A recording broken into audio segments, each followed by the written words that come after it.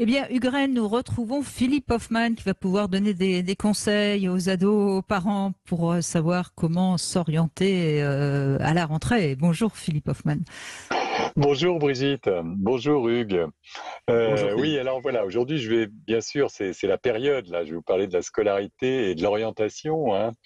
Euh, et en fait, vous allez voir que tout se joue depuis fort longtemps dans toute cette histoire, hein. En fait, depuis le début de la scolarité, tous les parents rêvent de réussite scolaire pour leurs enfants, hein. Ils les imaginent avocats, pilotes, médecins, traders, présidents.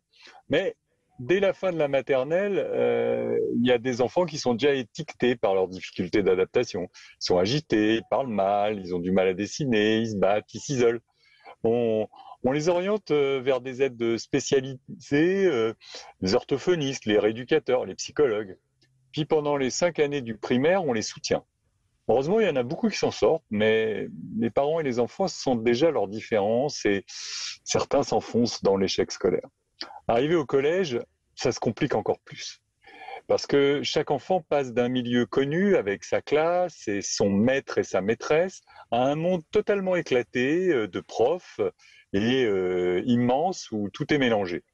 Dans ce monde-là, ils arrivent tout de même à s'adapter parce qu'ils ont des copains de leur groupe d'âge et en fait, ils arrivent à s'affirmer parce qu'ils sont des ados et ils se soutiennent entre eux.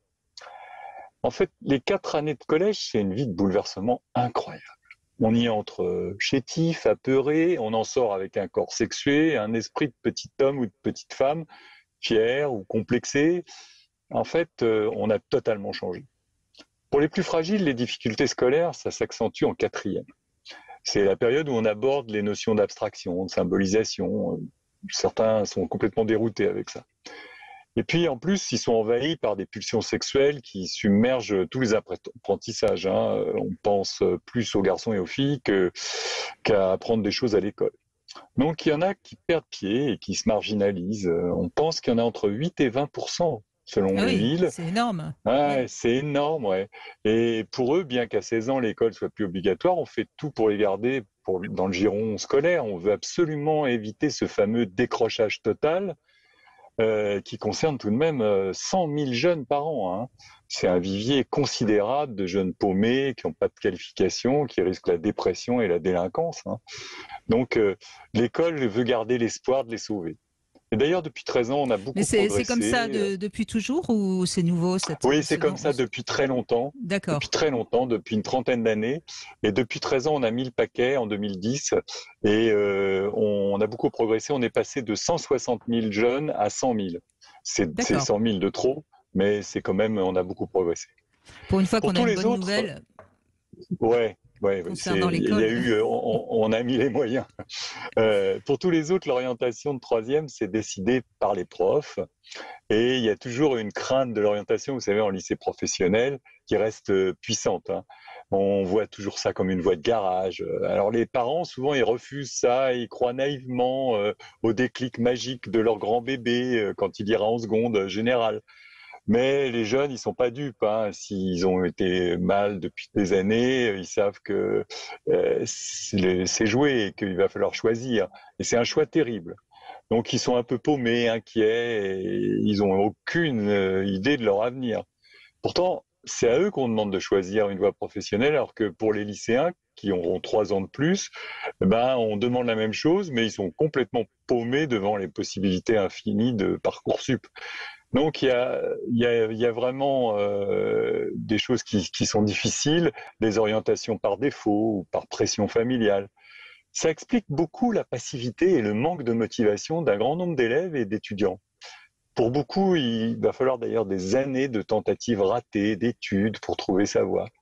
Et contrairement à une idée reçue, les bacs pro, les alternances, ils s'en sortent beaucoup mieux à 20 ans que les étudiants éternels. Parce Ben oui. qu'ils peuvent prouver leurs capacités, ils maîtrisent mieux la réalité. Mhm. Et la grande majorité des autres étudiants, ils se suffiront de leur statut d'étudiants festifs en évitant le grand saut vers la dure réalité du travail. Mais ne désespérons pas, un jour plus mûrs, ils découvriront enfin leur voie.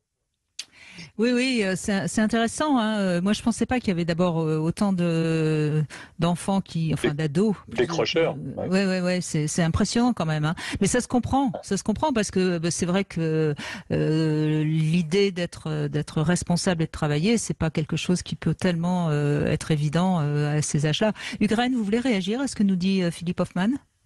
Oui, bah, il y a une chose qui me frappe beaucoup, qui vient de dire vers la fin, là, et que je trouve très intéressant, c'est qu'en fait, toute la structure essaye de les garder dans une idéologie d'une place sociale. Il a dit médecin, etc. Et donc, on s'occupe pas de savoir finalement l'enfant pourquoi il est fait, mais finalement pour voir s'il correspond bien à une société où il faut bien consommer et puis bien travailler. Et enfin, ça, c'est moi qui l'a dit, c'est pas lui qui l'a dit, mais je vais le dire. Donc, Ouais, c'est ouais. ça qui me frappe, c'est cette idéologie sociale, quoi, Oui, oui, dans lequel on essaie de Ouais. faire rentrer tous ces jeunes. Et alors, c'est pour ça que ça ne peut pas faire autrement qu'échouer, quoi.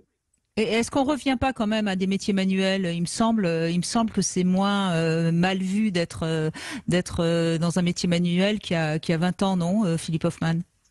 Oui, alors ça progresse là aussi énormément, mais il y a toujours la difficulté, vous savez, de trouver des employeurs en alternance. C'est très très Ouais, ouais. compliqué.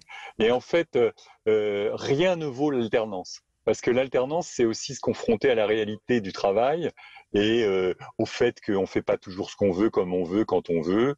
Et ça permet un peu d'avoir un peu plus les pieds sur terre. Et c'est très difficile de trouver des maîtres d'apprentissage pour différentes raisons, pour des raisons de temps, d'opportunité, puis aussi de sécurité, parce que ils n'ont pas le droit de faire tout un tas de choses aux élèves. Donc c'est pas simple, mais c'est un grand combat. Il faut vraiment et effectivement tous ceux qui trouvent une voie professionnelle et qui s'y implantent, ils vont beaucoup mieux que les autres qui se cherchent parfois dans l'errance universitaire pendant des années hein, et qui font des dépressions, comme on en a vu avec le Covid, et qui désespèrent de savoir véritablement vers quoi ils doivent aller. Oui, parce que finalement, il y a beaucoup d'universités qui ne débouchent pas sur beaucoup d'emplois, donc c'est des années perdues j'allais dire à glander, j'exagère un peu, mais il y a quelque chose de cet ordre-là. Oui, oui, c'est un statut un peu festif et c'est un statut d'étudiant aussi. On peut dire voilà, je suis étudiant, ça pose un peu, mais en même temps, ça débouche pas toujours. Bon, en même temps, c'est le rôle des universités de faire des apprentissages multiples, mais parfois c'est un peu trop et c'est un peu trop déconnecté de la réalité. Donc, faut pas s'étonner qu'il y a un certain nombre de mômes qui sont un peu passifs, dépendants de leurs parents tout en affirmant que ils souhaitent être libres de leurs choix, de leurs décisions et que ils font ce qu'ils veulent comme ils veulent. Bon, ça c'est un peu classique à l'adolescence et même à la grande adolescence. Mais c'est comme ça. Alors tout le monde y trouve son compte, hein, autant les universités que les élèves. Et par contre, les parents, des fois, ils en ont un peu marre de payer pour tout ça. Et un jour ou l'autre, quand même, ça débouche sur quelque chose. Merci beaucoup en tout cas Philippe Hoffman, comme toujours, de nous éclairer sur cette période tellement complexe de l'adolescence.